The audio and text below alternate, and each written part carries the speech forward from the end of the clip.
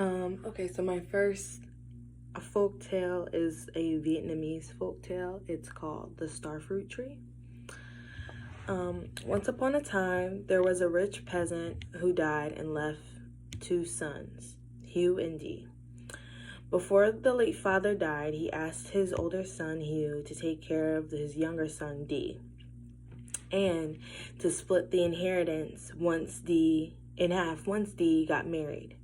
However, Hugh and his wife did not tell Dee about what his father said about splitting it in half, and they did not keep his father's wishes. When Dee got married, all they gave him was a small rice paddy and a small barren farmland with an old starfruit tree.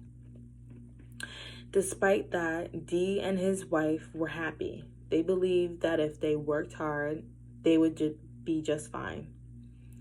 1 year later, the starfruit tree had plenty of fruit for the harvest season.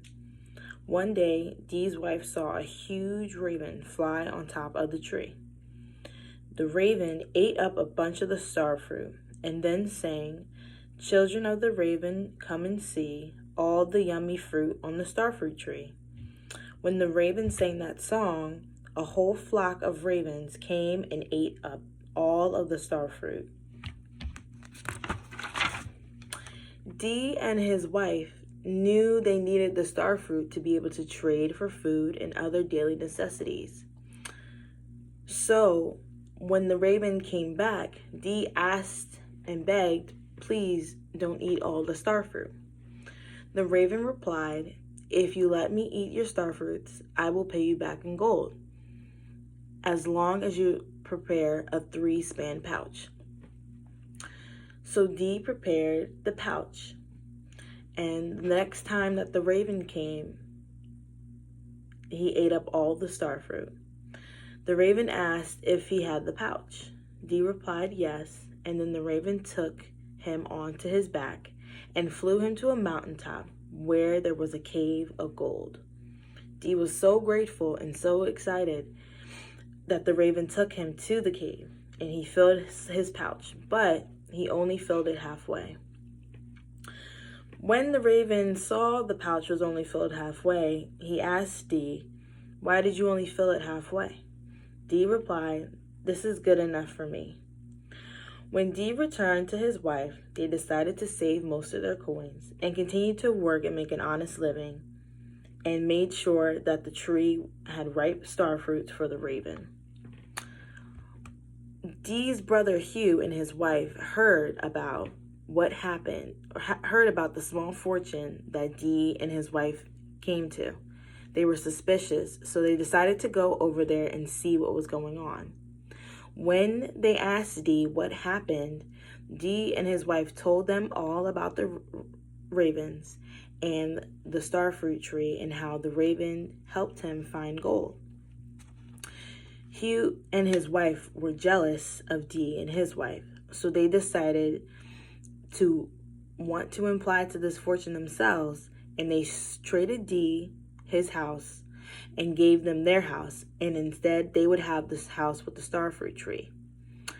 One day, when the ravens came back, Hugh asked the same question about the cave. The raven decided to say, "As long as you make a 3-span pouch."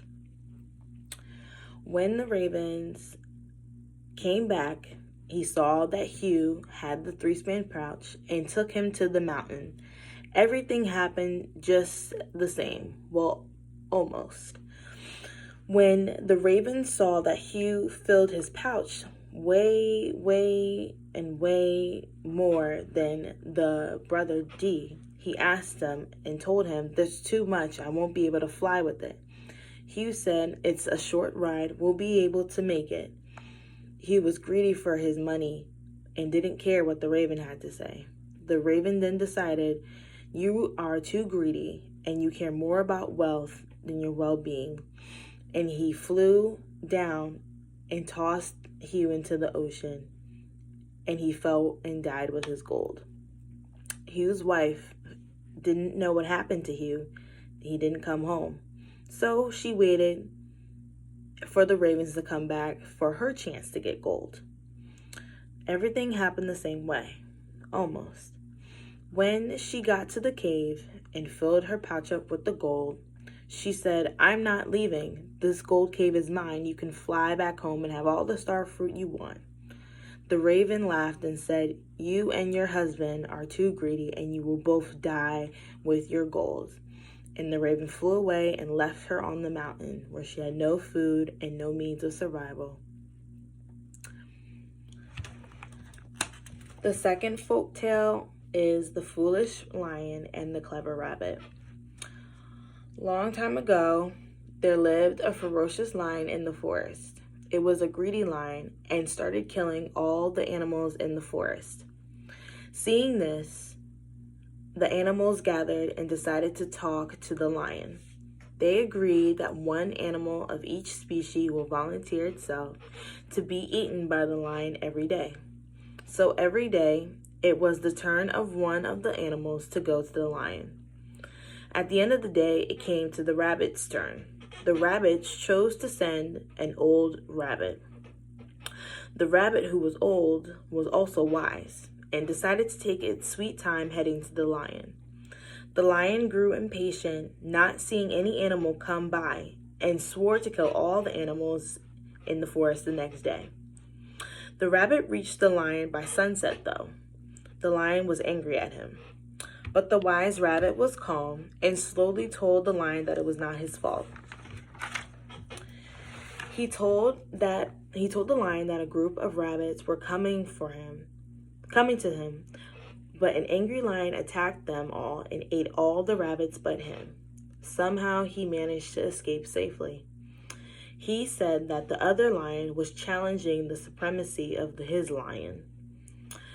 The lion was naturally very angry and asked to be taken to the other lion. The wise rabbit agreed and led the lion toward a deep well filled with water. Then he showed the lion his own reflection in the water of the well. The lion was furious and naturally started to growl at the image in the water. Of course, the other lion was also as equally angry. Then the lion jumped into the water to attack the other lion and killed it, but lost its own life in the well. Thus, the wise rabbit saved all of the animals from the foolish lion. And the second folktale was actually an Indian folktale. And the first one was a Vietnamese one.